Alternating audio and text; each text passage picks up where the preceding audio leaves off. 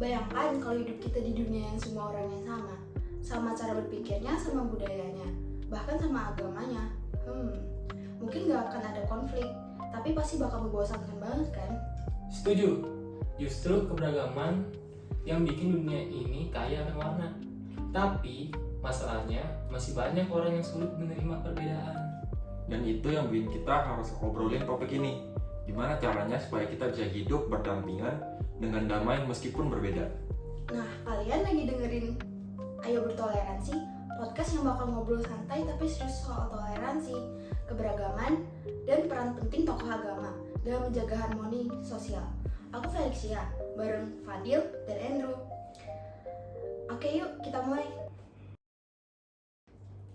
Indonesia itu negara yang kaya akan keberagaman dari suku, budaya, sampai agama. Tapi kadang-kadang perbedaan ini malah jadi sumber konflik. Fadil, menurutmu kenapa masih ada sikap intoleran dari masyarakat kita? Salah satu penyebab utamanya adalah penyebaran informasi yang gak akurat, terutama di media sosial. Banyak hoaks dan ujaran kebencian yang membuat masyarakat mudah terprovokasi. Betul banget, seringkali orang langsung percaya tanpa cek fakta dulu. Akhirnya malah memperkeruh keadaan dan memicu perpecahan. Iya, makanya kita butuh figur yang bisa jadi panutan dalam menyebarkan pesan damai. Salah satunya adalah tokoh agama. Dan bukan cuma itu, pendidikan juga punya peran besar. Kalau dari kecil kita diajarin buat menghargai perbedaan, sikap toleran itu bakal terbawa sampai dewasa. Setuju, lingkungan keluarga dan sekolah juga jadi tempat pertama kita belajar toleransi. Kita di rumah udah biasa diskusi terbuka, kita nggak akan kaget ketemu orang yang beda dengan kita. Kadang aku mikir, toleransi itu sebenarnya soal kebiasaan ya, bukan cuma teori. Bener banget, makin sering kita terbiasa lihat perbedaan, makin mudah juga untuk menerima. Dan kita harus terus mengingatkan bahwa perbedaan bukan ancaman, justru itu kekayaan buat kita. Sekarang kita masuk ke inti bahasan. Andrew, bisa jelasin kenapa tokoh agama punya peran penting dalam mempromosikan toleransi? Jadi gini, agama itu dekat banget dengan komunitas mereka. Mereka punya pengaruh besar karena sering jadi panutan. Kalau mereka aktif menyampaikan pesan damai dan menghormati perbedaan, pengikut mereka juga lebih mudah menerima nilai-nilai tersebut.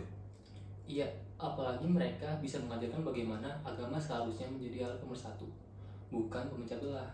Kalau mereka mengajak umatnya untuk berdialog dengan cara yang sehat, dampaknya bisa sangat besar. Jadi kalau mereka bicara soal pentingnya toleransi, masyarakat akan lebih terbuka dan mau belajar ya? Tepat, karena mereka punya kredibilitas dan kepercayaan dari komunitasnya.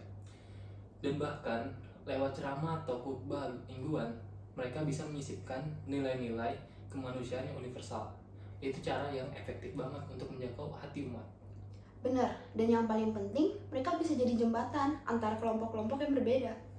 Aku sendiri pernah lihat tokoh lintas agama ngobrol bareng, berdiskusi soal perdamaian. Itu bisa bikin adem banget. Iya, itu powerful. Karena publik bisa melihat bahwa sebenarnya perbedaan itu bukan masalah buat kita. Dan damai itu nyata. Kita butuh lebih banyak momen kayak gitu sih, yang bisa jadi inspirasi masyarakat. Nah, dari sini muncul ide kampanye kita, Ayo Bertoleransi. Andrew, bisa jelasin kampanye ini lebih lanjut? Jadi, kita ingin menyebarkan pesan toleransi lewat media digital.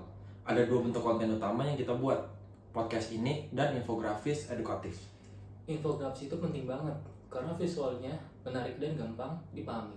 Bisa cepat nyebar di media sosial dan menjangkau lebih banyak orang. Terus podcast seperti ini juga bisa jadi platform diskusi yang lebih mendalam ya? Betul, dengan podcast kita bisa ngobrol santai tapi tetap edukatif.